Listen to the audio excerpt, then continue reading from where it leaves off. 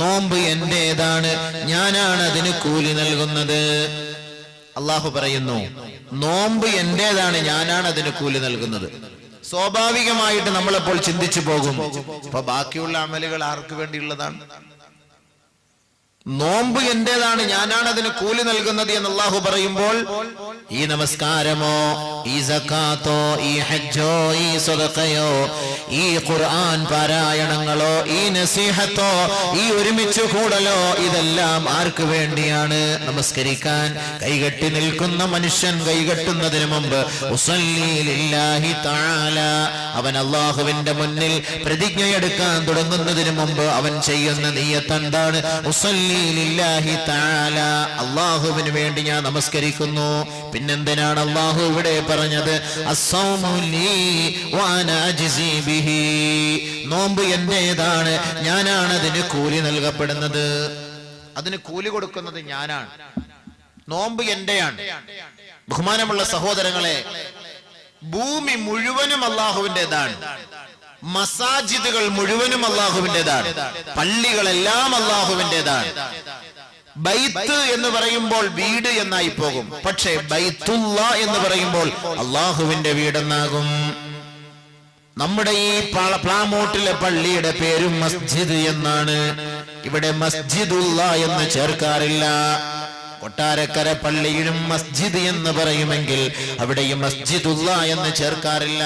അള്ളാഹുവിന്റെ മസ്ജിദ് എന്നോ അള്ളാഹുവിന്റെ പള്ളി എന്നോ അല്ല നമ്മൾ പറയുന്നത്, മസ്ജിദ് പള്ളി. പക്ഷെ പരിശുദ്ധമായ കഅബ ശരീഫിനെ അള്ളാഹു വിശേഷിപ്പിക്കുന്നത് എങ്ങനെ? കഅബത്തുല്ലാ, ബൈത്തുല്ലാ, അള്ളാഹുവിന്റെ വീട്, അള്ളാഹുവിന്റെ ഭവനം, അള്ളാഹുവിന്റെ വീട്, അള്ളാഹുവിന്റെ ഭവനം എന്ന് ബൈത്തുല്ലാ, കഅബത്തുല്ലാ എന്ന് അള്ളാഹുവിന്റെ റസൂൽ പോലും ലോകത്തുള്ള മുഴുവൻ മുസ്ലിമീങ്ങളെ പോലും ആ ബൈത്തുല്ലായെ ബൈത്തുല്ലാ എന്ന് വിളിച്ച് വിശേഷിപ്പിക്കുന്നുവെങ്കിൽ തശ്രീഫിയായ ഇലാഫത്താണിത്. ശ്രേഷ്ഠത അള്ളാഹു കൊടുത്തിരിക്കുന്നു ഇവിടെ. അല്ലാഹു സുബ്ഹാനഹു വ തആല ആ കഅബയെ അല്ലാഫഹു ഇലാ നഫ്സിഹി, അല്ലാഹുവിലേക്ക് ചേർത്ത് പറഞ്ഞു ബൈത്തുല്ലാ എന്ന്. അപ്പൊ ബാക്കിയുള്ള വീടൊന്നും അള്ളാന്റേതല്ലേ എന്ന് നമുക്ക് തോന്നിപ്പോകും. ഇത് പള്ളി അള്ളാന്റേതല്ലേ? ഈ ലോകത്തുള്ള സകലമാന മസാജിദുകളും ഇതൊന്നും അള്ളാഹുവിന്റേതല്ലേ? പള്ളികളൊന്നും അള്ളാഹുവിന്റേതല്ലേ? അള്ളാഹുവിന്റേത് തന്നെ. പക്ഷെ കഅബത്തുല്ലാഹിക്ക് ഒരു പ്രത്യേകമായ പോരിശയുണ്ട്. പ്ലാമോട്ടിലെ പള്ളിയിൽ ഒരു വഖത്ത് ഇമാമും ജമാഅത്തുമായി നാം നമസ്കരിച്ചാൽ 27 ദറജ മാത്രമാണ് കൂലിയെങ്കിൽ പരിശുദ്ധമായ കഅബയുടെ പൂമുഖത്ത് നീ ഇമാമും ജമാഅത്തുമായി നമസ്കരിച്ചാൽ 27 ലക്ഷം പ്രതിഫലമാണ്. കൂലിയുണ്ടോ ഇല്ലയോ? ഇവിടെ നമ്മൾ നമസ്കരിക്കുമ്പോ 27 ദറജ, വെറും കേവലം 27 ദറജ. പരിശുദ്ധമായ കഅബ ശരീഫിൽ പോയി നമസ്കരിച്ചാൽ 27 ലക്ഷം ദറജ. നമ്മുടെ ഈ നാട്ടിലെ പള്ളിയിൽ ഒരാൾ പോയിരുന്നു കൊണ്ട് ഒരു റക്അത്ത് നമസ്കരിച്ചാൽ 1 ദറജയാണ് അവന് കൂലി നൽകപ്പെടുന്നതെങ്കിൽ പരിശുദ്ധമായ കഅബ ശരീഫിൽ പോയി 1 റക്അത്ത് നമസ്കരിച്ചാൽ 1 ലക്ഷം കൂലിയാണ് അവന് നൽകപ്പെടുന്നത്. പരിശുദ്ധമായ ഇവിടുത്തെ പള്ളികളിൽ ഒരു പ്രാവശ്യം ഒരാൾ പോയി ഖുർആൻ പാരായണം ചെയ്ത് പൂർത്തിയാക്കിയാൽ ഒരു ഖുർആൻ പൂർത്തീകരിച്ച ഖത്മ പൂർത്തീകരിച്ചതിന്റെ കൂലി മാത്രമാണെങ്കിൽ പരിശുദ്ധമായ കഅബ ശരീഫിൽ പോയി ഒരാൾ ഒരു പ്രാവശ്യം ഖുർആൻ ഖത്മ ചെയ്താൽ 1 ലക്ഷം ഖുർആൻ പൂർത്തീകരിച്ചതിന്റെ സവാബാണ്. ഈ നാട്ടിലെ പള്ളിയിൽ ഒരാൾ നമസ്കാരം കഴിഞ്ഞൊരു സാധുവിനെ കണ്ട് 1 രൂപ കൊടുത്ത് സഹായിച്ചാൽ 1 രൂപയുടെ ദറജയാണ്, കൂലിയാണ് അവന് നൽകപ്പെടുന്നതെങ്കിൽ പരിശുദ്ധമായ കഅബയുടെ പൂമുഖത്തിരിക്കുന്നവർക്ക് 1 റിയാൽ നൽകി നീ സഹായിച്ചാൽ 1 ലക്ഷം റിയാലിന്റെ കൂലിയാണ് അല്ലാഹു അവിടെ നിനക്ക് വേണ്ടി എഴുതുന്നത്. ഒരു സുബ്ഹാനല്ലാഹ് നിന്റെ നാട്ടിലെ പള്ളിയിൽ നീ ചൊല്ലിയാൽ, നിന്റെ നാട്ടിൽ വെച്ച് നീ ചൊല്ലിയാൽ, ഒരു സുബ്ഹാനല്ലാഹ് ചൊല്ലിയതിന്റെ കൂലിയാണ് എഴുതപ്പെടുന്നതെങ്കിൽ പരിശുദ്ധമായ കഅബയുടെ പൂമുഖത്ത് പോയിട്ട് നീ ഒരു സുബ്ഹാനല്ലാഹ് ചൊല്ലിയാൽ 1 ലക്ഷം സുബ്ഹാനല്ലാഹ് ചൊല്ലിയതിന്റെ സവാബ് അല്ലാഹു എഴുതും. അപ്പൊ അല്ലാഹ്ക്ക് കൂടുതൽ ഇഷ്ടം ആ കഅബയോടാണ്. ബൈത്തുള്ള. അതുകൊണ്ട് അല്ലാഹു തആല ആ കഅബയെ കൂടുതൽ സ്നേഹിച്ചുകൊണ്ട്, ആ കഅബയെ കൂടുതൽ പോരിശ നൽകിക്കൊണ്ട്, കൂടുതൽ തശ്രീഫ് നൽകിക്കൊണ്ട് അല്ലാഹുവിലേക്ക് തശ്രീഫ് ഇലാഫത്തു തശ്രീഫി, തശ്രീഫിന്റെ ഇലാഫ അല്ലാഹുവിലേക്ക് ചേർത്തുകൊണ്ട് പറഞ്ഞു. അതാണ് അല്ലാഹു പറഞ്ഞത് അസ്സൗമു ലീ വ അനാ ജിസീ ബിഹി. നോമ്പ് എനിക്കുള്ളതാണ്, ഞാനാണ് അതിന് കൂലി നൽകുന്നത്. അതല്ലാതെ ബാക്കിയുള്ള അമലും അള്ളാന്റേതല്ല എന്നല്ല അതിന്റെ അർത്ഥം. അങ്ങനെ ആരും ധരിച്ചു പോകരുത്. എല്ലാ അമലും അള്ളാഹുവിനുള്ളതാണ്. പരിശുദ്ധ റമളാനിനെ കുറിച്ച്, നോമ്പിനെ കുറിച്ച് അല്ലാഹു സുബ്ഹാനഹു വ തആല ഖുർആനിൽ ഇറക്കിയ ഒരായത്ത്. ആ ആയത്താണ് നമുക്കിന്ന് ഇവിടെ ചർച്ചാ വിഷയം. യാ അയ്യുഹല്ലദീന ആമനൂ കുതിബ അലൈക്കുമുസ് സിയാമു കമാ കുതിബ അലല്ലദീന മിൻ ഖബ്ലികും ലഅല്ലകും തത്തഖൂൻ. അല്ലാഹു സുബ്ഹാനഹു വ തആല റമളാനിനെ കുറിച്ച് പറഞ്ഞ ഒരായത്ത്. യാ അയ്യുഹല്ലദീന ആമനൂ, ഏ സത്യവിശ്വാസികളെ, കുതിബ അലൈക്കുമുസ് സിയാം, നിങ്ങളുടെ മേൽ നോമ്പ് നിർബന്ധമാക്കപ്പെട്ടിരിക്കുകയാണ്. കമാ കുതിബ അലല്ലദീന മിൻ ഖബ്ലികും, നിങ്ങൾക്ക് മുമ്പുള്ള സമുദായത്തിന്റെ മേൽ നോമ്പ് വ്രതം നിർബന്ധമാക്കപ്പെട്ടതുപോലെ ഏ സത്യവിശ്വാസികളെ, വിശ്വാസിനികളെ, നിങ്ങളുടെ മേലും നോമ്പ് നിർബന്ധമാക്കപ്പെട്ടിരിക്കുകയാണ്. എന്തിന്? അവിടെയാണ് ചോദ്യത്തിന് മറുപടി നൽകേണ്ടത്. എന്തിന്? എന്തിനാണ് അല്ലാഹു നോമ്പ് നിർബന്ധമാക്കിയത്? ഈത്തപ്പഴം തിന്നാനോ, കഞ്ഞി കുടിക്കാനോ, പയറ് തിന്നാനോ, പള്ളിയിൽ വന്ന് അടിയും വഴക്കം ഉണ്ടാക്കാനോ, ബഹളം ഉണ്ടാക്കാനോ? എന്തിനാണ് നോമ്പ്? റമളാനിന്റെ നോമ്പ് എന്തിന്? മറുപടി നിങ്ങൾ പറയും. അല്ലാഹു ചോദിക്കുന്നു ഇവിടെ, ഏ സത്യവിശ്വാസികളെ, സത്യവിശ്വാസിനികളെ, നിങ്ങളുടെ മുമ്പുള്ള സമുദായത്തിന്റെ മേൽ നാം നോമ്പ് നിർബന്ധമാക്കിയതുപോലെ നിങ്ങളുടെ മേലും നോമ്പ് നിർബന്ധമാക്കപ്പെട്ടിരിക്കുകയാണ്. എന്തിന്? അതിന് അല്ലാഹു തന്നെ മറുപടി നൽകുന്നു. ഇവിടെ നോമ്പ് പിടിച്ചാൽ നിങ്ങൾക്ക് ഞാൻ സ്വർഗം തരാമെന്ന് അല്ലാഹുവിടെ വാഗ്ദാനം ചെയ്തിട്ടില്ല ഈ ആയത്തിലൂടെ. എങ്കിലും നിങ്ങൾ പറയണം. ആലിമ്യങ്ങൾ ഇരിപ്പുണ്ട് ഇവിടെ. ഈ ആയത്തിലൂടെ അല്ലാഹു സുബ്ഹാനഹു വ തആല നിങ്ങൾ നോമ്പ് പിടിച്ചാൽ നിങ്ങൾക്ക് ഞാൻ സ്വർഗം തരാം, നിങ്ങൾ നോമ്പ് പിടിച്ചാൽ നരകത്തിൽ നിന്ന് നിങ്ങൾക്ക് ഞാൻ മോചനം നൽകാം എന്ന് അല്ലാഹു സുബ്ഹാനഹു വ തആല ഇവിടെ പറഞ്ഞിട്ടില്ല. നിങ്ങൾക്ക് ഞാൻ കൂലി കൂട്ടിത്തരാം, നിങ്ങൾക്ക് ഞാൻ പദവി കൂട്ടിത്തരാം, നിങ്ങൾക്ക് ഞാൻ ഒരുപാട് നോമ്പ് വെച്ചതിന്റെ സവാബ് തരാം, ഇതൊന്നും അല്ലാഹു സുബ്ഹാനഹു വ തആല ഇവിടെ പറഞ്ഞില്ല. യാ അയ്യുഹല്ലദീന ആമനു, ഏ സത്യവിശ്വാസികളെ, കുതിബ അലൈക്കുമുസ് സിയാം, നോമ്പ് നിങ്ങളുടെ മേൽ നിർബന്ധമാക്കപ്പെട്ടിരിക്കുന്നു. കമാ കുതിബ അലല്ലദീന മിൻ ഖബ്ലികും, നിങ്ങൾക്ക് മുമ്പുള്ള സമുദായത്തിന്റെ മേൽ നിർബന്ധമാക്കപ്പെട്ടതുപോലെ നിങ്ങളുടെ മേലും നോമ്പ് നിർബന്ധമാക്കപ്പെട്ടിരിക്കുന്നു. എന്തിന്? ആ ചോദ്യത്തിന് മറുപടിയാണ് നമ്മൾ കണ്ടെത്തേണ്ടത്. സഹോദരങ്ങളെ, മുസ്ലിമീങ്ങളെ, സഹോദരിമാരെ, റമളാനിനെ പ്രതീക്ഷിച്ചിരിക്കുന്നവരെ, റമളാനിന്റെ നോമ്പിനെ ആഗ്രഹിച്ചിരിക്കുന്നവരെ, ആ റമളാനിന്റെ നോമ്പ് വരവേൽക്കുന്നതിന് വേണ്ടി വീടും പരിസരവും ഒക്കെ വൃത്തിയായി ശ്രദ്ധിച്ച് ആ ഭാഗങ്ങളൊക്കെ ശുദ്ധികലശം നടത്തിക്കൊണ്ടിരിക്കുന്നവരെ, എന്തിനാണ് നോമ്പ്, എന്തിനാണ് നോമ്പ് എന്നതിനെ കുറിച്ച് അല്പം ഒന്ന് ചിന്തിക്കും. അതാണ് നമ്മുടെ വിഷയം. അല്ലാഹു തന്നെ പറയുന്നു മറുപടി. ലഅല്ലകും തത്തഖൂൻ,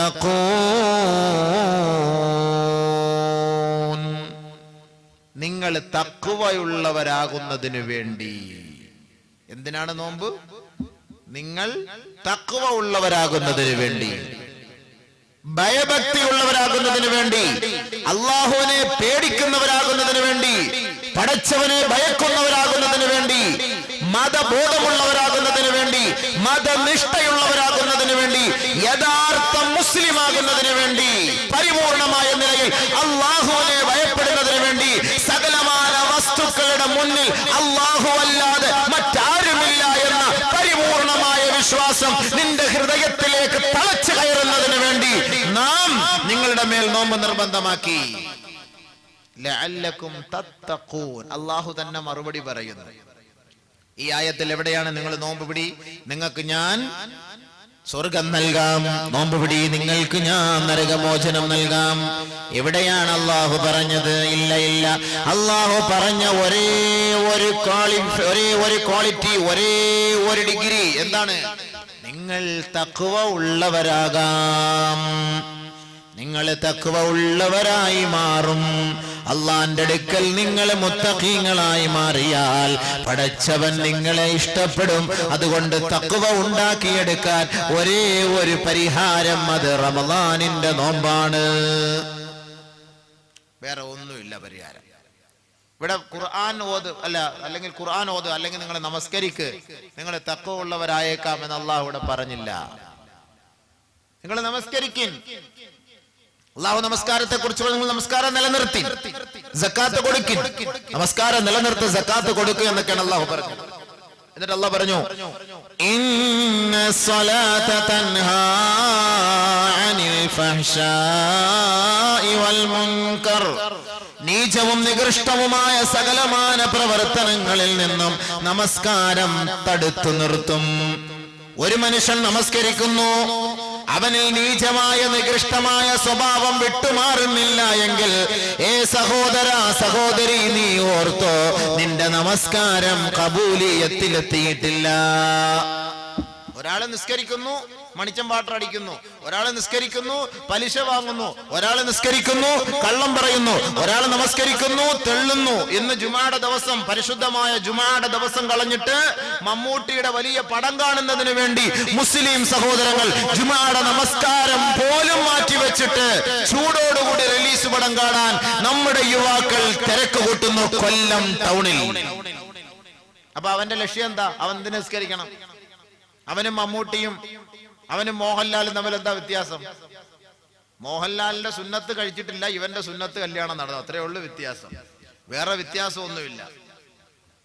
വേറെ എന്താ വ്യത്യാസം? ജുമാ നമസ്കാരത്തിന് താല്പര്യമില്ല, ജുമാ നമസ്കാരത്തിന് താല്പര്യമില്ല. ശരിയാണ്, നമ്മുടെ കുഞ്ഞുമക്കൾ മദ്രസയിലേക്ക് കാലെടുത്ത് വെച്ച കാലഘട്ടത്തിൽ കുഞ്ഞുമക്കൾ ബാലപാഠം പഠിക്കാൻ, അലിഫ് ബാ താ പഠിക്കാൻ മദ്രസയിലേക്ക് കാലെടുത്ത് വെച്ചപ്പോൾ അവൻ പഠിച്ച വാക്കാണ്, ആരാധനക്കർഹൻ അല്ലാഹു അല്ലാതെ മറ്റാരുമില്ല, ആരാധ്യൻ അല്ലാഹുവാണെന്ന് പഠിച്ച പാരമ്പര്യത്തിന്റെ ഉടമകളായ മുസ്ലിം സഹോദരന്മാരും സഹോദരിമാരും അവരിലൂടെ അല്ലാഹു തആല അവരുടെ ശാരീരിക ബന്ധത്തിലൂടെ അവർക്ക് നൽകിയ കുഞ്ഞുമക്കൾ ഇന്ന് സിനിമ നടീനടന്മാരാണ്. ആരാധ്യൻ എന്ന മട്ടിൽ വലിയ ഒരു ഫ്ലെക്സ് അടിച്ച് ഓരോ വീട്ടിലും പള്ളികളുടെ മുന്നിലും ജംഗ്ഷനിലും ഇന്ന് വലിയ പ്രദർശനം നടത്തിക്കൊണ്ടിരിക്കുകയാണ്. All Kerala Mammootty fans association, Mohanlal fans association. ആരാധ്യൻ ആരാണ്? മമ്മൂട്ടി. ആരാധ്യൻ ആരാണ്? മോഹൻലാൽ. അപ്പൊ ആരാധ്യനെയാണ് ആരാധിക്കേണ്ടത്. മമ്മൂട്ടി ആരാധിക്കുന്നവർ ജുമാ നമസ്കാരം ഒഴിവാക്കിയിട്ട് അങ്ങോട്ട് ആരാധിക്കാൻ പോയി, കുഴപ്പമില്ല. അള്ളാഹുവിനെ ആരാധിക്കേണ്ടവർ, അവനാണ് ആരാധന എന്ന് വിശ്വസിച്ചവർ, ജുമാ നമസ്കാരമാണ് ഞങ്ങൾക്ക് വലുത്.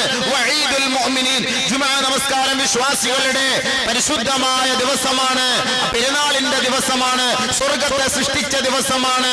ആ പുണ്യമായ ദിവസത്തിൽ കൂടുതൽ കൂടുതൽ നന്മകളും റഹ്മത്തുകളും ചൊരിഞ്ഞു തരുന്ന മാസമാണ്. അതുകൊണ്ട് ഞങ്ങൾക്ക് ആ ദിവസത്തിൽ ആ പരിശുദ്ധമായ പകലിൽ ഞങ്ങൾക്ക് സിനിമയേക്കാൾ വിനോദങ്ങളെക്കാൾ വലുത് ഇബാദത്താണ് എന്ന് കരുതിയവർക്ക് അല്ലാഹു സുബ്ഹാനഹു വ തആല പുണ്യമായ സ്ഥലം അവിടെ നിർണയിച്ചു വെച്ചിട്ടുണ്ട്. ബഹുമാനമുള്ള സഹോദരങ്ങളെ, അതാണ് നിങ്ങൾക്ക് നമസ്കാരം, നിങ്ങൾക്ക് തഖ്വ ഉണ്ടാക്കിയെടുക്കാൻ കഴിയില്ല. തഖ്വ ഉള്ളവരുടെ ജോലിയാണ് നമസ്കാരം, മനസ്സിലാക്കണം. തഖ്വ ഉള്ളവന്റെ ജോലിയാണ് നമസ്കാരം. തഖ്വ ഇല്ലാത്തവൻ നമസ്കരിക്കൂല. തഖ്വ ഉള്ളവൻ ജുമാ നമസ്കാരം കളഞ്ഞിട്ട് സിനിമ കാണാൻ പോകുമോ സുഹൃത്തുക്കളെ? തഖ്വ ഉള്ള പെണ്ണോ ആണോ മഗ്രിബിന്റെ സമയമാകുമ്പോൾ, മഗ്രിബിന്റെ പരിശുദ്ധമായ സമയം, പുണ്യമേറിയ സമയം, വളരെ കുറഞ്ഞ സമയം, ആ സമയം കളഞ്ഞിട്ട് സിനിമ, TV, സീരിയൽ ഓണാക്കി വെച്ച് കണ്ടുകൊണ്ടിരിക്കുമോ? ആലോചിക്കും, നിങ്ങൾ ആലോചിക്കും. അപ്പൊ അതിന്റെ അർത്ഥം എന്താ? നമസ്കരിക്കുന്നു, പക്ഷെ നീചവും നികൃഷ്ടവുമായ കാര്യം അവന്റെ ജീവിതത്തിൽ നിന്ന് മാറുന്നില്ല. മനസ്സിലാക്കിക്കോ മോനെ, നിന്റെ നിസ്കാരം ശരിയായിട്ടില്ല, മോളെ നിന്റെ നിസ്കാരം ശരിയായിട്ടില്ല. വെറുതെ നീ നിസ്കരിക്കുന്നു എന്നർത്ഥം.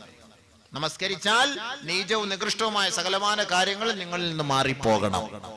അതുകൊണ്ട് നമസ്കാരം എന്ന് പറയുന്നത് മുത്തഖീങ്ങളുടെ അടയാളമാണ്. നമസ്കാരക്കാർ തഖ്വ ഉള്ളവൻ നമസ്കരിക്കുന്നു, അവൻ അല്ലാഹുവിനെ ഭയപ്പെട്ട് നമസ്കരിക്കുന്നു. കൈകെട്ടുമ്പോൾ തന്നെ അവന് പേടിയുണ്ടാകും. നമ്മൾ നിസ്കരിക്കുമ്പോൾ എന്താ പേടി? 4 മണി വിട്ടിട്ട് അസ്ർ നിസ്കരിക്കാൻ വന്ന ചിന്ത എന്തായിരിക്കും? ആ പെണ്ണിന്റെ ചുരിദാറിന്റെ മുഴുവൻ നിറവും ആ കളറും അളവും ഒക്കെ നമ്മുടെ മനസ്സിൽ അല്ലാഹു അക്ബർ എന്ന് പറയുമ്പോൾ തെളിഞ്ഞു വരുന്നത്. സ്വസ്ഥമായിട്ടിരുന്ന് ആലോചിക്കാൻ പറ്റിയ 10 മിനിറ്റ് സമയം നമസ്കാരം. ജുമാ നിസ്കരിക്കാൻ വേണ്ടി നമ്മുടെ അണ്ണന്മാര് കാക്കാമാര് എല്ലാവരും വരും പള്ളിയിൽ. ജുമാ നിസ്കാരം നല്ല സമയം, നല്ല ഫാൻ, വിശാലമായ ഫാനൊക്കെ ഇട്ടിട്ടുണ്ട്. എല്ലാവരും ഇരുന്ന് ഉസ്താദ് ഇങ്ങനെ നീട്ടിപ്പിടിച്ച് വലിയ ഖുതുബായും പ്രഭാഷണം നടത്തിക്കൊണ്ടിരിക്കും. ഇവരിങ്ങനെ ഉസ്താദ് പറയുന്നത് എല്ലാം ശരിയാണ്, എല്ലാം കറക്റ്റാണ്. എന്ത് കാര്യ ഉസ്താദ് പറയുന്നത്? ശരിയാ ഉസ്താദ്, ശരിയാ ഉസ്താദ് എല്ലാം പറഞ്ഞു. അവസാനം എഴുന്നേക്കുന്നപ്പോ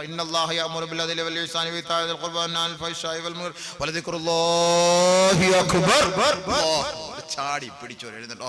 അപ്പോഴാണ് സ്വസ്ഥമായി 20 മിനിറ്റ് ഉറങ്ങാൻ കിട്ടിയ സമയം. ജുമായിക്ക് സ്വസ്ഥമായി 20 മിനിറ്റ് ഉറങ്ങാൻ. കാരണം കടയിരുന്ന് ഉറങ്ങാൻ പറ്റില്ല, കസ്റ്റമർ വരുന്നു അല്ലെങ്കിൽ സംസാരിക്കുന്നു, ചൂട് കാലില്ല, ബുദ്ധിമുട്ടാണ്. ആരുടെ ശല്യമില്ല. പള്ളിയിലാകുമ്പോൾ ആരും സംസാരിക്കാൻ വരുമല്ലോ. സ്വസ്ഥമായി മൊബൈലൊക്കെ ഓഫാക്കി വെച്ചിട്ട് പള്ളിയിലിരുന്ന് 1/2 മണിക്കൂർ ഉറങ്ങാൻ പറ്റിയ നല്ല സമയം. നോക്കിക്കോളൂ നിങ്ങൾ. ജുമായ്ക്ക് അടുത്ത ജുമായ്ക്ക് വരുമ്പോൾ നോക്കിക്കോളൂ എത്ര പേരാ ദിക്റിൽ മുനാജാത്തിൽ നേരെ അള്ളാഹുമായിട്ട് അണ്ടർഗ്രൗണ്ടിലൂടെ അള്ളാഹുമായിട്ടുള്ള ബന്ധമാണ്. ഉസ്താദ് ഇവിടെ നീട്ടിപ്പിടിച്ച് വലിയ പ്രഭാഷണം. സുഹൃത്തുക്കളെ, സഹോദരന്മാരെ, നമസ്കാരക്കാരന്റെ ചിന്ത അങ്ങനെയാണോ? علي رضي الله تعالى عنه إذا أراد القيام في الصلاة നമസ്കാരത്തിലേക്ക് നിൽക്കാൻ ഉദ്ദേശിച്ചു കഴിഞ്ഞാൽ, നമസ്കാരത്തിലേക്ക് നിൽക്കാൻ ഉദ്ദേശിച്ചാൽ മതി. യതസൽസലു വയതലവ്വനു വജ്ഹുഹു. ബഹുമാനപ്പെട്ട അലി റളിയല്ലാഹു അൻഹുവിന്റെ നിറം മാറിപ്പോകും, മുഖം വിവർണമായി പോകും. വഖീല ലഹു, ഇത് കണ്ടുകൊണ്ട് അദ്ദേഹത്തോട് ചോദിക്കുകയാണ്, മാലക യാ അമീറൽ മുഅ്മിനീൻ, യേ അമീറുൽ മുഅ്മിനീനെ, അങ്ങേക്ക് എന്ത് സംഭവിച്ചു പോയി? അങ്ങ് ധീരനാണല്ലോ, എത്രയോ പേരെ കീഴ്പ്പെടുത്തുന്ന വ്യക്തിയാണല്ലോ, അങ്ങ് ശക്തിയുള്ളവനാണല്ലോ, അങ്ങ് ധൈര്യവും ചങ്കൂറ്റവും ഉള്ളവനാണല്ലോ. എന്തേ മഹാനവറുകളെ, അമീറുൽ മുഅ്മിനീനെ, അങ്ങ് നമസ്കരിക്കാൻ കൈകെട്ടിയപ്പോൾ അങ്ങയുടെ നിറം മാറിപ്പോയത് എന്തേ? അതിന്റെ കാരണം? ഉടനെ അലി റളിയല്ലാഹു തആല അൻഹു പറഞ്ഞു, ജാഅ വഖ്തു അമാന, അമാനത്തിന്റെ സമയമെത്തി. നമസ്കാരം എന്നുള്ളത് ഒരു അമാനത്താണ്. അത് അല്ലാഹു വിശ്വസിച്ച് നമ്മുടെ മേൽ ഏൽപ്പിച്ച ഒരു സമ്പത്താണ്. അതിൽ ഒരു ന്യൂനത പോലും വരാതെ മടക്കി നൽകണം. ഒരാൾ 1000 രൂപ നൽകിയാൽ 950 രൂപ മടക്കി കൊടുത്താൽ അദ്ദേഹം സഹിക്കുകയില്ല, ക്ഷമിക്കുകയില്ല. നമസ്കാരത്തെ അല്ലാഹു നമ്മുടെ മേൽ ഏൽപ്പിച്ച ഒരു വിശ്വസിച്ച് ഏൽപ്പിക്കപ്പെട്ട ഒരു മുതലാണെങ്കിൽ അതിന്റെ പരിപൂർണമായ നിലയിൽ അത് മടക്കി കൊടുക്കാൻ ഉത്തരവാദിത്തപ്പെട്ടവരാണ് നാം.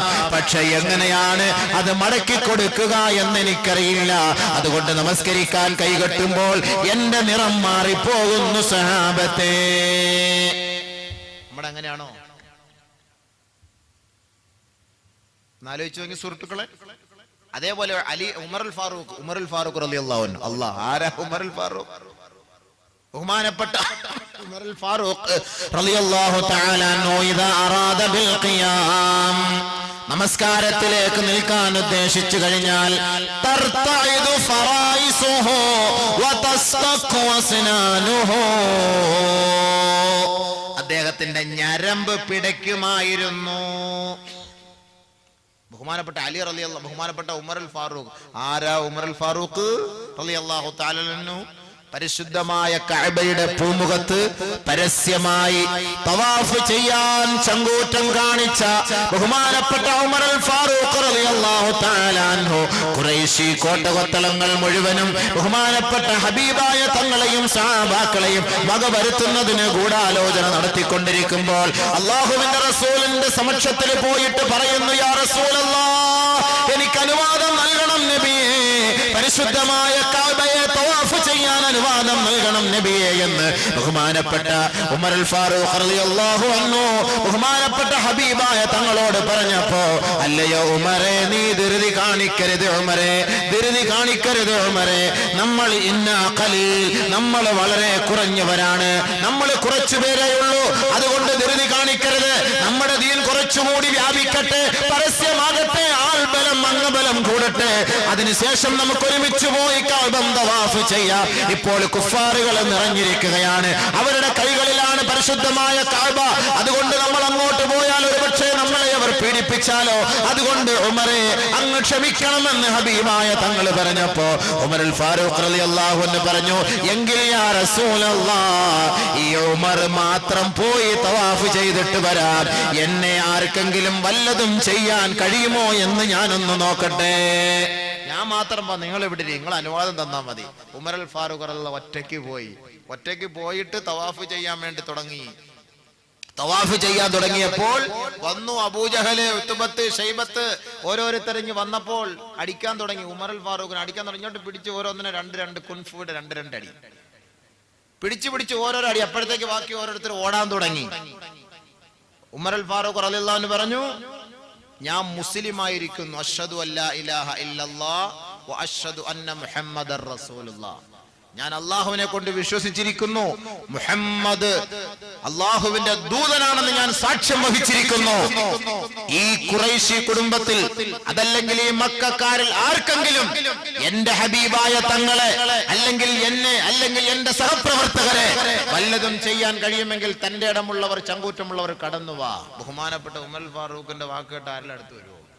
എല്ലാണോ ഓടി നബി സല്ലല്ലാഹു അലൈഹി വസല്ലം തങ്ങളുടെ അടുക്കലേക്ക് മടങ്ങി വന്നിട്ട് നബി സല്ലല്ലാഹു അലൈഹി വസല്ലം തങ്ങളെ പറഞ്ഞു, നബിയെ വാ, എല്ലാവരും ഒതുക്കി, ഞാൻ ഒതുക്കി, എല്ലാവരെയും ഒതുക്കി, വാ, സമാധാനമായിട്ട് നമുക്ക് പോയി തവാഫ് ചെയ്യാം. ആദ്യമായി ബഹുമാനപ്പെട്ട ഉമറുൽ ഫാറൂഖ് റളിയല്ലാഹു അൻഹുവിനോടൊപ്പം നബിയും സഹാബാക്കളും പോയി സ്വസ്ഥമായ നിലയിൽ തവാഫ് ചെയ്തു. ഉമറുൽ ഫാറൂഖിന്റെ വീര്യം, ധൈര്യം അത്രത്തോളമാണ്. ഈ ഉമറുൽ ഫാറൂഖ് റളിയല്ലാഹു അൻഹു നമസ്കാരത്തിലേക്ക് നിൽക്കാൻ ഉദ്ദേശിച്ചപ്പോൾ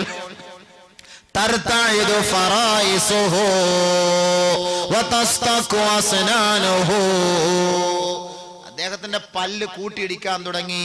തണുപ്പിൽ പല്ല് കൂട്ടിയിടിക്കുന്ന പോലെ വിറയ്ക്കാൻ തുടങ്ങി. ഞരമ്പുകളൊക്കെ തെളിഞ്ഞു നിൽക്കാൻ തുടങ്ങി. വിറയല്, ഒരു വല്ലാത്ത പേടി അനുഭവപ്പെടുമ്പോ ഇങ്ങനെ ഉണ്ടാകാറുണ്ടല്ലോ, സ്പന്ദനം കൂടും. എന്താണ്? എന്തേ അമീറുൽ മുഅ്മിനീനെ, അങ്ങ് വീരനാണല്ലോ, അങ്ങ് ധീരനാണല്ലോ, അങ്ങ് വീരശൂര പരാക്രമിയാണല്ലോ, പരസ്യമായി കഅബയുടെ പൂമുഖത്ത് പോയി തവാഫ് ചെയ്യാൻ ചെങ്കൂറ്റം കാണിച്ച അങ്ങ് നമസ്കാരത്തിലേക്ക് നിൽക്കുമ്പോൾ എന്തേ ഇങ്ങനെ ഭയപ്പെടുന്നത്? അമാനത്തിന്റെ സമയമെത്തിയിരിക്കുകയാണ്. ലാ അദിരി കൈഫ ഉദ്ദിഹാ, അതെങ്ങനെ മടക്കി കൊടുക്കണമെന്ന് എനിക്കറിയില്ല. ഞാൻ മടക്കി കൊടുക്കുമ്പോൾ അതിൽ വല്ല ന്യൂനതകളും സംഭവിച്ചു പോയാൽ അള്ളാഹു അതെന്റെ മുഖത്തേക്ക് ചുരുട്ടിക്കൂട്ടി എറിയുമോ എന്ന് ഞാൻ ഭയപ്പെടുകയാണ്. നമസ്കാരത്തിന്റെ കാര്യം പറയുന്നത്, എന്റെ വിഷയം അതല്ല. പക്ഷെ എങ്കിലും ഞാൻ പറയാം, തഖ്വ ഉള്ളവരെ കൊണ്ട് ഇതൊക്കെ സാധിക്കും. നമ്മൾ നിസ്കരിക്കുമ്പോ അങ്ങനെയാണോ?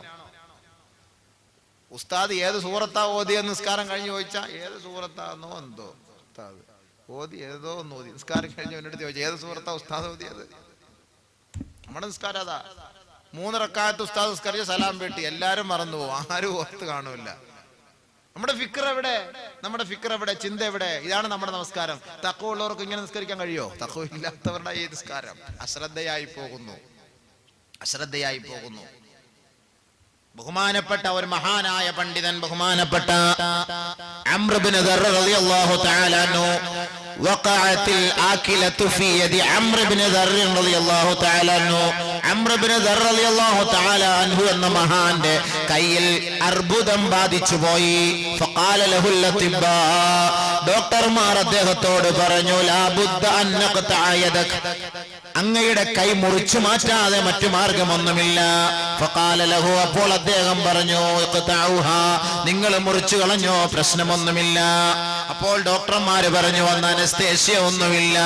ലാബുദ്ദ അൻ നശുദ്ദക ബിർരിഹാൽ, അങ്ങയെ ഒന്ന് കെട്ടിയിട്ടാൽ മാത്രമേ മുറിച്ചു മാറ്റാൻ പറ്റുകയുള്ളൂ. ഖാല, അദ്ദേഹം പറഞ്ഞു, ലാ, അതിന് ഞാൻ അനുവദിക്കുകയില്ല. വലാകിൻ ഇദാ ശറഅതു ഫിസ്സലാത്തി ഫഖ്തഉഹാ, ഞാൻ നമസ്കാരത്തിലേക്ക് പ്രവേശിച്ചു കഴിഞ്ഞാൽ എന്റെ കൈ നിങ്ങൾ മുറിച്ചോ. എങ്ങനെ? നമസ്കാരത്തിലേക്ക് പ്രവേശിച്ചാൽ എന്റെ കൈ മുറിച്ചോ, അല്ലാതെ നിങ്ങൾ എന്നെ കെട്ടിയിട്ടിട്ടൊന്നും കൈ മുറിക്കാൻ നോക്കിയാൽ നടക്കുന്ന കാര്യമല്ല.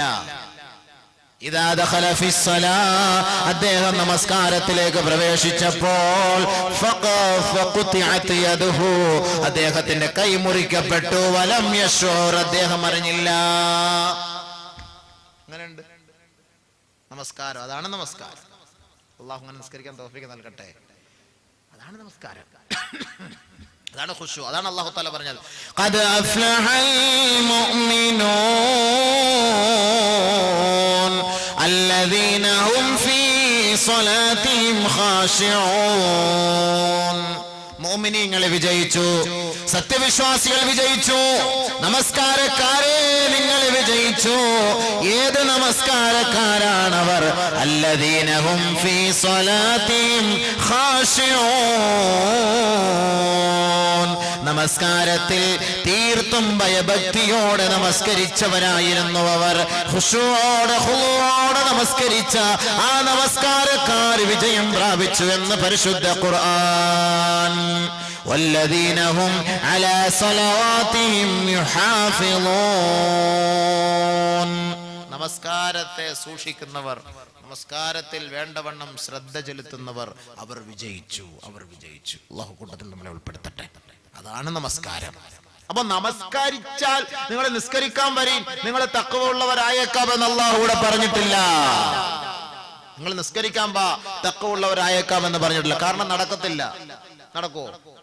ജംഗ്ഷനിൽ നിന്ന് ഓടി വന്നിട്ട് കള്ളം പറഞ്ഞിട്ടായിരിക്കും ഓടി വന്ന നിസ്കാരത്തിന് സമയമാകുമ്പോൾ ഒന്നും എടുത്തിട്ട് നിസ്കരിക്കുന്നത്. കള്ളം പറഞ്ഞവന് നിസ്കരിക്കുന്നു, പലിശ വാങ്ങുന്നവനും നിസ്കരിക്കുന്നു, ഹറാമിന്റെ നോട്ടം നോക്കുന്നവനും നിസ്കരിക്കുന്നു, ഹറാമിന്റെ സംസാരം നടത്തുന്നവരും നിസ്കരിക്കുന്നു, ഇവരെല്ലാം നിസ്കരിക്കുന്നു. അപ്പൊ അള്ളാഹു അവിടെ അത് നിങ്ങൾ നിസ്കരിക്കിൻ, നിങ്ങൾക്ക് തഖ്വയുള്ളവരാക്കെന്ന് അള്ളാഹ് അവിടെ പറഞ്ഞില്ല. അള്ളാഹ് പിന്നെ അടുത്തത് പറഞ്ഞ എന്താ? നിങ്ങൾ ഖുർആൻ ഓതി നിങ്ങൾ തഖ്വയുള്ളവരായേക്കാം, അല്ലെങ്കിൽ നിങ്ങൾ തഖ്വയിൽ ഉള്ളവർ ജീവിതം നയിച്ചേക്കാം, നിങ്ങൾ ഹജ്ജിന് പോകുവിൻ, നിങ്ങൾ തഖ്വ ഉള്ളവരായി മാറിയേക്കാം. ഒന്നും അള്ളാഹ് പറഞ്ഞില്ല. അള്ളാഹ് പറഞ്ഞത് എന്താ? യാ അയ്യുഹല്ലദീന ആമനൂ കുതിബ അലൈക്കുമുസ് സിയാമു കമാ കുതിബ അലല്ലദീന മിൻ ഖബ്ലികും ലഅല്ലകും തത്തഖൂൻ.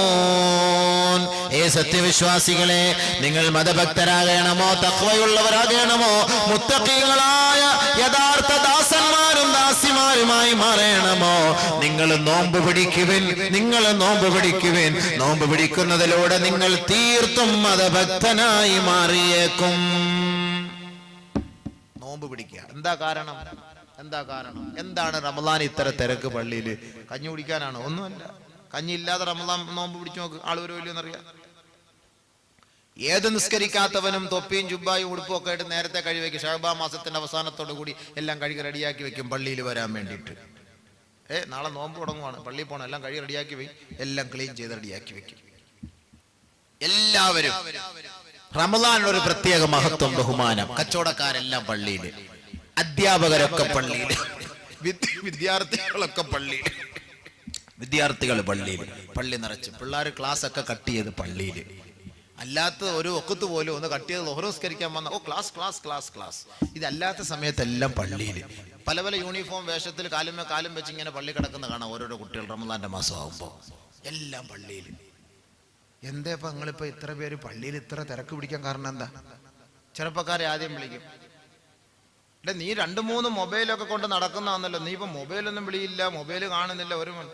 റമളാൻ മാസമായിട്ട് അവളെ എങ്ങാനും വിളിച്ച് നോമ്പ് പസാദാക്കണോ ഉസ്താദെ? ഞാൻ അതുകൊണ്ട് ഷഅബാനിന്റെ അവസാനത്തെ രാവിലെ സിം എടുത്തിട്ട് ഞാൻ പറഞ്ഞു, ഇനി മേലെ എന്നെ വിളിച്ചേക്കരുത്, സിം മാറ്റാൻ പോവാണ്, റമളാനാണ്, റമളാൻ കഴിഞ്ഞിട്ടേ ഇനി നമ്മൾ തമ്മിൽ സംസാരമുള്ളൂ. നിസ്കരിക്കുന്നവൻ പറയുമോ ഇങ്ങനെ? ഹജ്ജ് ചെയ്യാൻ പോകുന്നവൻ പറയുമോ? ഖുർആൻ ഓതുന്നവൻ പറയുമോ? നോമ്പ് പിടിച്ചവനായത് കൊണ്ടല്ലേ ആ ഒരു ചിന്ത അവനുണ്ടായത്? നോമ്പ് പിടിച്ചവനായത് കൊണ്ടാണല്ലോ ആ ചിന്ത ഉണ്ടായത്. ഇതാണ് തഖ്വ എന്ന് പറയുന്നത്. അവൻ സിമ്മ് മാറ്റാൻ തയ്യാറാകുന്നില്ലേ? ഇല്ലെങ്കിൽ അവൻ പറയൂലേ, ഇനി വിളിക്കല്ലേ, എന്നെ വിളിക്കല്ലേ, റമളാൻ റമളാൻ, നോമ്പ് നോമ്പ്. ഇനി വല്ലതും വിളിക്കാന്നെങ്കിൽ നമുക്ക് തറാവീഹ് കഴിഞ്ഞിട്ട് വിളിക്കാൻ, പ്രശ്നമൊന്നുമില്ല. പകൽ സമയത്ത് നമ്മുടെ നോമ്പ് നിങ്ങൾ ഫസാദാക്കാൻ നിൽക്കല്ലേ. കൂടുതലും ഉദ്യോഗസ്ഥർ ജോലിക്ക് ലീവ് എടുക്കുന്നത് റമളാനിന്റെ മാസത്തിലാണ്.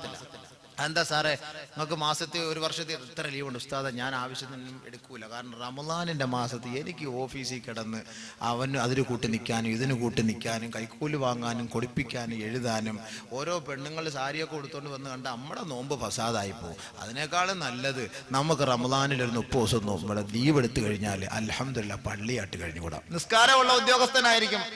എന്തേ ആ സമയത്ത് ഇത് പറയാത്തത്? ആ സമയത്ത് എന്തേ പറയാത്തത്? റമദാൻ മാസത്തിൽ പറയും അത് നമുക്ക് അങ്ങോട്ട് നോക്കാൻ വയ്യ ഇങ്ങോട്ട് നോക്കാൻ വയ്യ.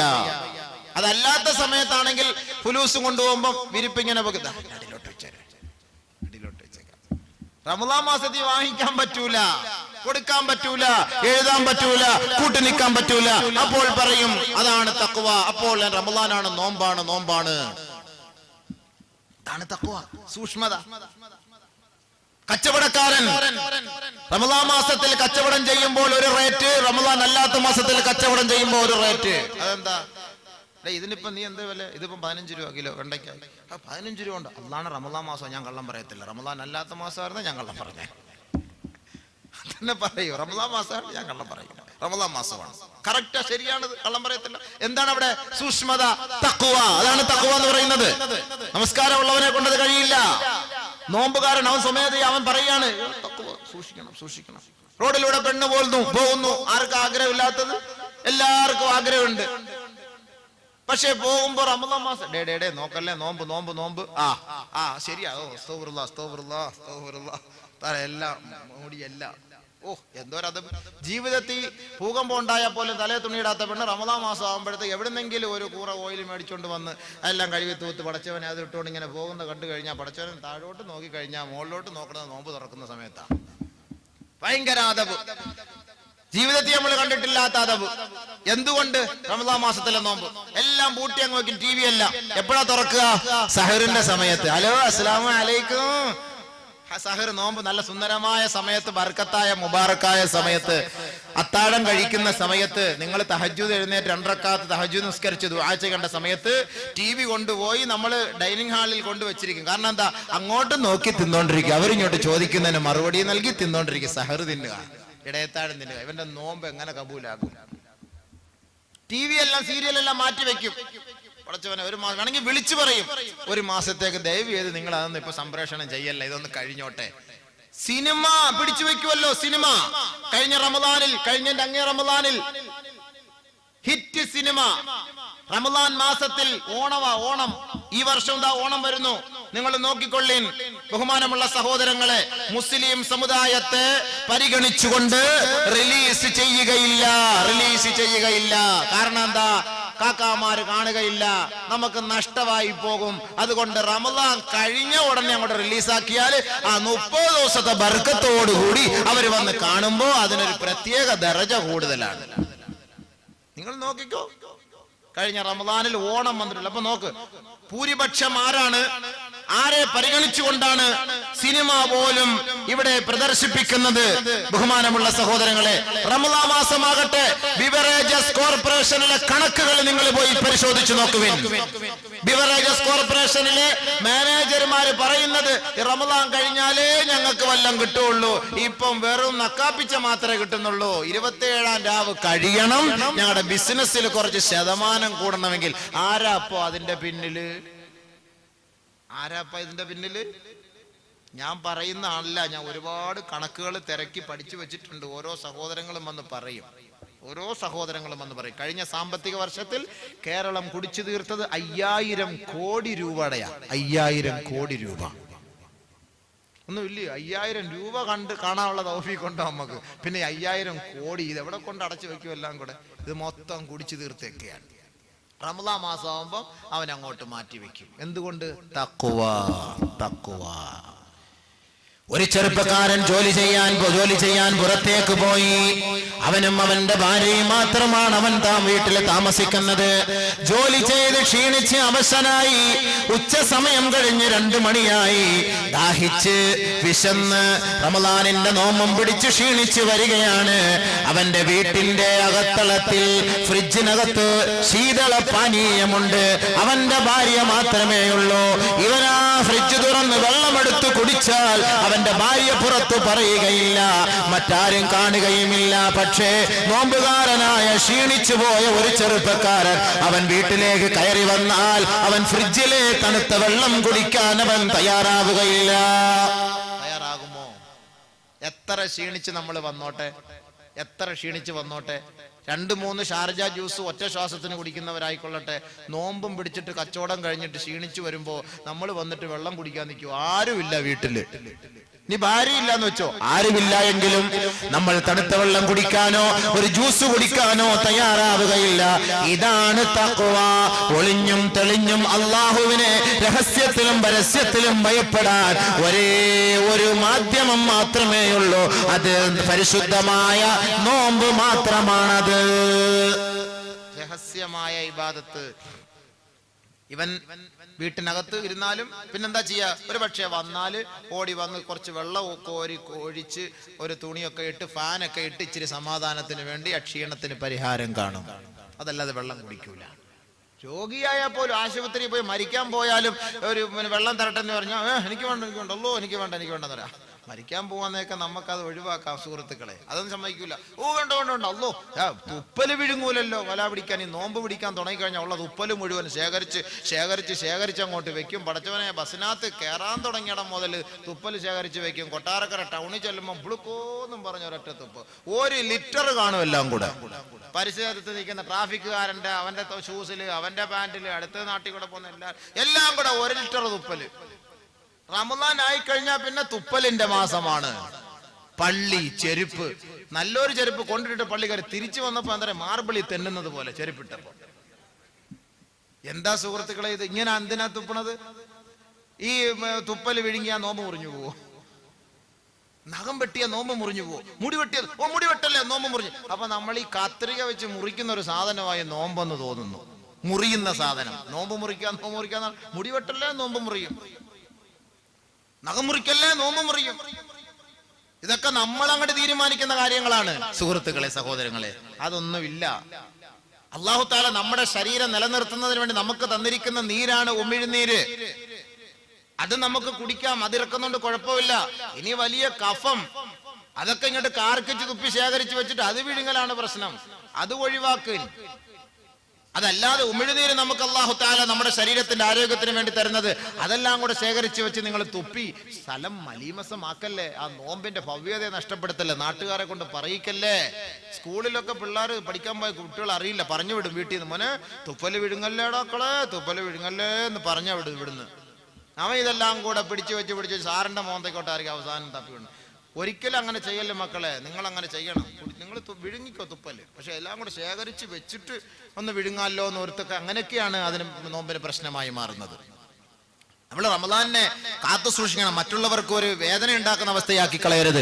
അമുസ്ലിം സഹോദരങ്ങൾ പോലും നോമ്പ് പിടിക്കുന്നവരുണ്ട്. അമുസ്ലിം സഹോദരങ്ങൾ, സിനിമാ നടന്മാർ നോമ്പ് പിടിക്കുന്നവരുടെ പേര് എനിക്കറിയാം. പിന്നെ മുബാറക്ക മജ്ലിസ് അവരുടെ പേര് പറയാൻ എനിക്ക് താല്പര്യമില്ല. കൊല്ലവുമായി ബന്ധമുള്ള സിനിമാ നടന്മാർ നോമ്പ് പിടിക്കുന്നവരുണ്ട്. കൊല്ലത്തൊരു സഹോദരന്റെ വീട്ടിൽ വന്ന് നോമ്പ് മുറിക്കുന്നു. എത്രയോ ഡോക്ടർമാർ, ഹിന്ദു സഹോദരങ്ങൾ, ഹിന്ദു സഹോദരിമാർ പരിപൂർണമായ റമദാനിന്റെ 30 നോമ്പ്. ഈ അടുത്ത സമയത്ത് കായംകുളത്തുള്ള ഒരു ഡോക്ടറിനെ ഞാൻ കണ്ടു.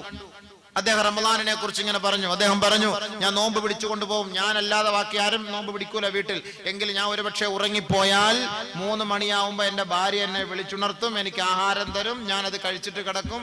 ഞാൻ പട്ടിണിയായിട്ട് പോയി കായംകുളത്ത് പോയി ജോലി കഴിഞ്ഞ് മടങ്ങി വരുന്ന സമയത്ത് ട്രെയിനിൽ വെച്ചായിരിക്കും നോമ്പ് തുറക്കുന്ന സമയം.